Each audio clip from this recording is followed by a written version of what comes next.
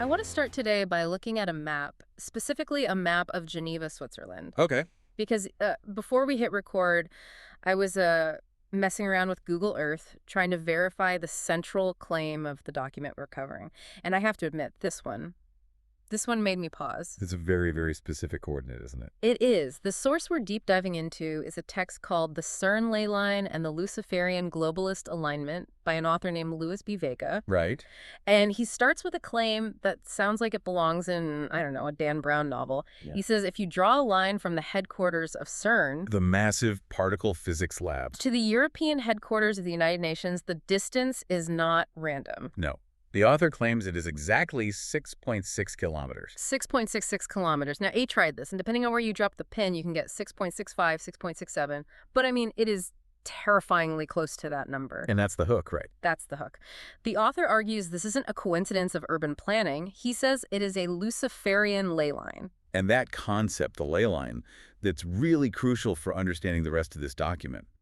In the world of, let's say, Earth mysteries or the occult, ley lines are these invisible tracks of energy connecting sacred sites. So his whole premise is that we're not looking at scientific or political buildings. Exactly. We're looking at a ritualistic grid. And that's the mission of this deep dive. We're going to unpack this grand unified theory where particle physics, global politics, and ancient biblical prophecy all smash together. Right. And we need to be clear from the outset, we are reporting on the connections that this specific author makes. These are bold, often wild claims. Very bold. Our job is just to trace his logic, however unconventional. That leads him to believe we are living through a Luciferian alignment. So let's go back to that map. We have the line between CERN and the UN, but he says it's not just a line, it's a triangle. Correct. He introduces a third point to this geometry, the World Economic Forum headquarters. Most people know them from Davos, but their main HQ is right there in Geneva. So the author argues that when you connect CERN, the UN, and the WIF, you don't just get a shape, you get a Phi Ratio triangle. Okay, stop there. Phi Ratio, I know that from, art history, the golden ratio. It's Yeah. supposed to be aesthetically pleasing, right? So why is that sinister? That's a great question. Usually, the golden ratio 1.618 is associated with nature, with beauty. It's often called the signature of God. Right. But the author's argument here is very specific to his theology. He believes this Luciferian group isn't trying to destroy creation, but to mimic it. A counterfeit. Exactly, a counterfeit creation. By using the specific geometry of God's own design, he argues they're trying to harness these Earth energy points to empower their own system. So it's a form of spiritual hacking. That's a great way to put it. You take the divine code and you rewrite it for a different purpose. So in his view, these buildings aren't just offices, they're components in a machine. Or batteries might be a better word. He argues they are topographically linked to override national sovereignty. The UN is political power, the WEF is economic power, and CERN is, well, that's the big one. Dimensional power. Dimensional power. Let's talk about CERN, because for most of us, CERN is just where smart people smash atoms. It's hard science. But the author says if you dig a little deeper, literally into the ground it sits on, you find something else. You find a temple. The text highlights that the town where CERN is located, Saint-Jean-Esprit, has a history going back to Roman times. The author claims it was the site of a temple to Apollo. The sun god. Yes, but in the author's biblical framework, Apollo is linked to Apollyon. Apollyon, from the book of Revelation. That's the one. Revelation 9.11, Apollyon is described as the angel of the bottomless pit, the destroyer. So the argument is you have the world's largest machine, designed to smash the fundamental building blocks of the universe, sitting on top of the ancient temple of the destroyer. It's a striking image. And the author points out that CERN hasn't exactly shied away from this symbolism. He brings up the Shiva statue. Oh, I've seen this. It's a gift from India, right? It's in the plaza. It is. It's Nataraja Shiva dancing the cosmic dance of destruction and creation. The author calls Shiva the Lord of the Ring, referencing the LHC ring. A skeptic would just say that's a metaphor for particle physics. Of course. But for the author, symbols are never just metaphors. They are statements of intent. He also mentions that really weird video from 2016, the human sacrifice one. Right. A video leaked showing cloaked figures in front of that Shiva statue, staging what looked like a stabbing. Cern officially investigated and said it was a prank by scientists. Which, to be fair, does sound like something bored grad students would do. It does. But the author argues that the line between a mock ritual and a real ritual is thinner than we think. that by performing the act, even as a joke, they are participating in the motif of the site. Acting out the role of the destroyer. Mm-hmm. And the author believes the ultimate goal of this machine isn't just physics. It's a door, a stargate. A portal to pierce the interdimensional fabric. And this is where the document shifts from interpreting statues to citing testimony.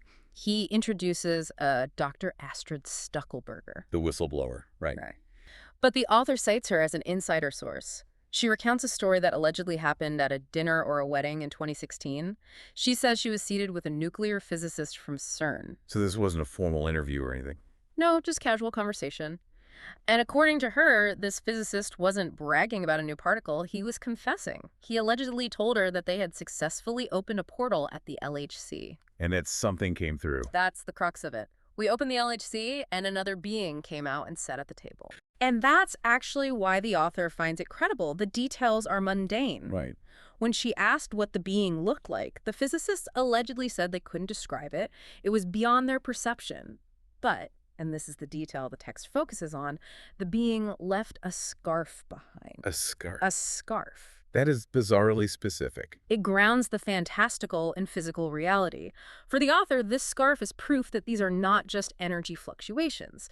They are dealing with physical entities entering our world. And he pairs this story with a quote from the former Cern director, Sergio Bertolucci. I have that quote right here. He said the LHC might open a door to extra-dimensional space, and that, quote, something might come out this door, or we might send something through it. Now, in physics, he's talking about tiny particles.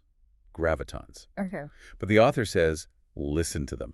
They are telling you exactly what they're doing. Hiding in plain sight. That's the recurring theme. Which brings us to the technology aspect, because the author thinks this marking of territory extends to the digital world, the World Wide Web. Which was famously invented at CERN. That's just a historical fact. Right. But the author does some linguistic gymnastics with the www. It's gematria, assigning numerical values to letters. He points out that in Hebrew, there's no W. The letter is Vav, which has the value of 6. So www becomes 666. Okay, but again, that feels like a bit of a trick. Why would a global conspiracy put their secret number on every single URL?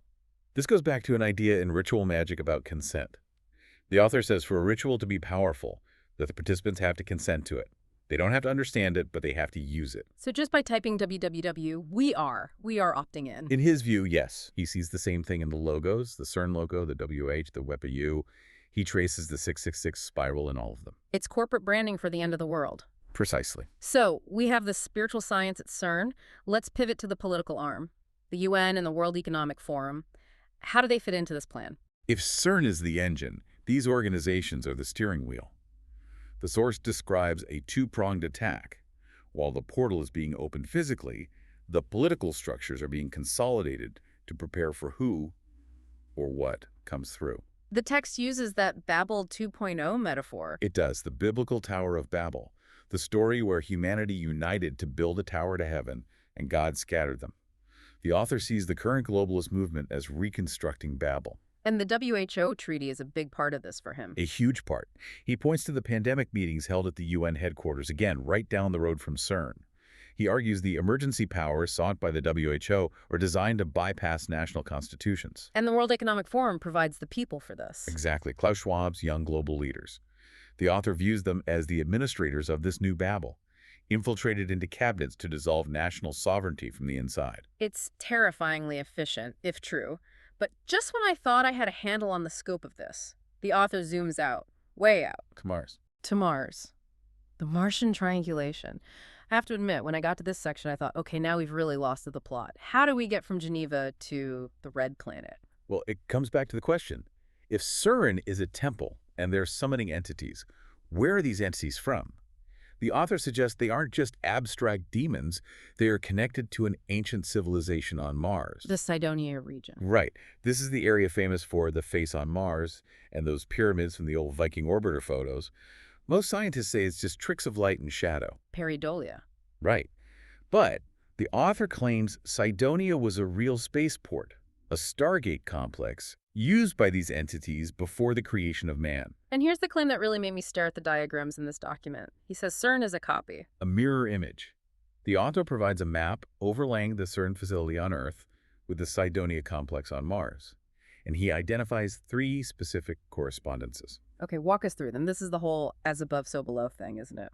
It is. First, he maps Cern's antimatter facilities to what he calls the giant D&M Pentagon Pyramid on Mars.